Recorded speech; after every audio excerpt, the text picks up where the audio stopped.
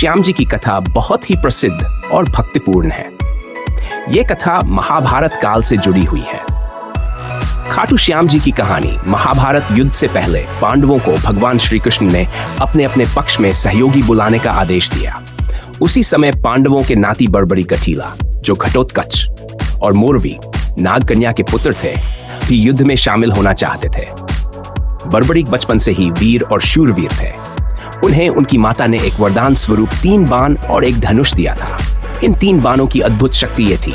पहला बाण शत्रु को चिह्नित करता, दूसरा बाण मित्र को चिह्नित करता, तीसरा बाण शत्रु को नष्ट कर देता और मित्र को बचा लेता।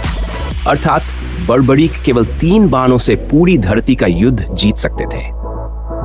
जब भगवान श्री कृष्ण को यह ज्ञात हुआ तो वे एक ब्राह्मण का रूप धरकर बड़बड़ीक के पास पहुंचे और उनसे उनकी शक्ति का रहस्य पूछा।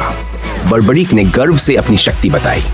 तब श्री कृष्ण ने सोचा कि यदि बड़बड़ीक युद्ध में उतरेंगे तो परिणाम उलझ जाएगा, क्योंकि वे सदैव कमजोर पक्ष का साथ देते थे और युद्ध कभी समाप्त ही नहीं होगा। इसलिए भगवान कृष्ण ने बड़बड़ीक से दान में उनका शीश मांग लिया। वीर बड़बड़ीक ने बिना संकोच अपना शीश दान कर दिया।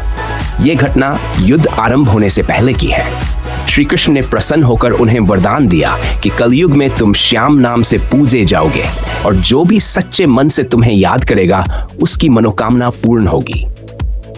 खाटू श्याम जी का मंदिर कहा जाता है कि बड़बड़ीक का शीश कुरुक्षेत्र में युद्ध देखने के लिए रखा गया था।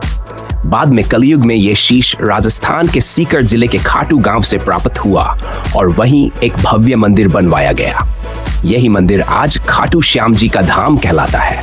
भक्त उन्हें हारे के सहारे श्री श्याम, बड़बड़ीक और खाटू श्यामा नामों से पुकारते हैं।